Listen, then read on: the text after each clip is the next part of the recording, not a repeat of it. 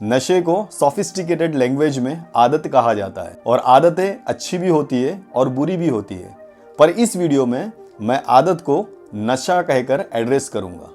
अच्छा नशा वो होता है जो हमें फिजिकली, फाइनेंशियली या साइकोलॉजिकली फ़ायदा दे, और बुरा नशा वो होता है जो इन तीनों चीज़ों में हमें डैमेज करे।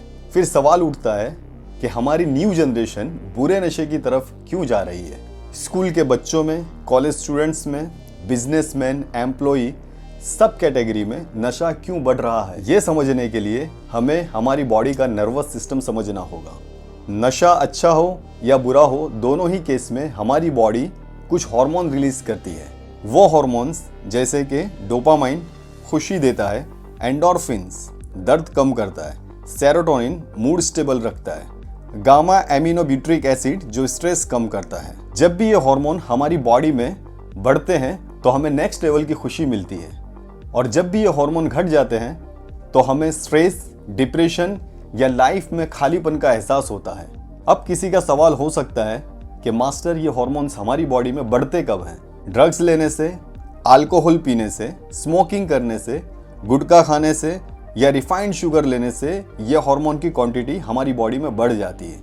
और मज़े की बात ये है कि सारे हार्मोन्स एक्सरसाइज करने से भी निकलते हैं। इसी वजह से जो बंदा रेगुलर एक्सरसाइज करता है तो उन्हें भी नेक्स्ट लेवल की फीलिंग आती है एक्सरसाइज करने के बाद, वजह ये सारे हार्मोन बनते हैं।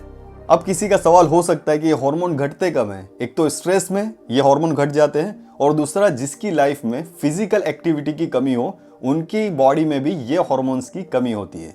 इसलिए अगर पेरेंट्स ये चाहते हैं कि उनके बच्चे स्टडी के स्ट्रेस की वजह से बुरे नशे से दूर रहें, या फिर बिजनेसमैन बिजनेस के स्ट्रेस की वजह से बुरे नशे से दूर रहें, या एम्प्लॉय काम के स्ट्रेस की वजह से बुरे नशे से दूर रहें, तो इनको चाहिए कि साइंस को फॉलो करें। साइंटिफिक रिसर्च ने यह प्रूव किया है कि जिस बच्चे को बचपन से ही एक्सरसाइज की हैबिट होती है, या फिर जो डेली एक्सरसाइज करता है, चाहे बिजनेसमैन हो चाहे एम्प्लॉय हो, तो वो बुरे नशे की तरफ जाते ही नहीं, क्योंकि एक्सरसाइज से ही ये सारे हार्मोन्स रिलीज होते हैं। और साइंटिफिक रिसर्च से ये भी पता चलता है कि एडिक्शन ट्रीटमेंट टूल के तौर पर एक्सरसाइज को भी यूज किया जा सकता है। मेरी हम्बल अपील है सारी गवर्नमेंट से और एंटी एडिक्शन ऑर्गेनाइजेशन से, बुरे नशे को रोकना चाहते हैं तो अच्छा नशा प्रमोट करें, यानी एक्सरसाइज और प्रोटीन बेस्ड खाना प्रमोट करें, क्योंकि हार्मोन्स प्रोटीन से ही बनते हैं। इस तरह से सोसाइटी में से क्राइम कम किया जा सकता है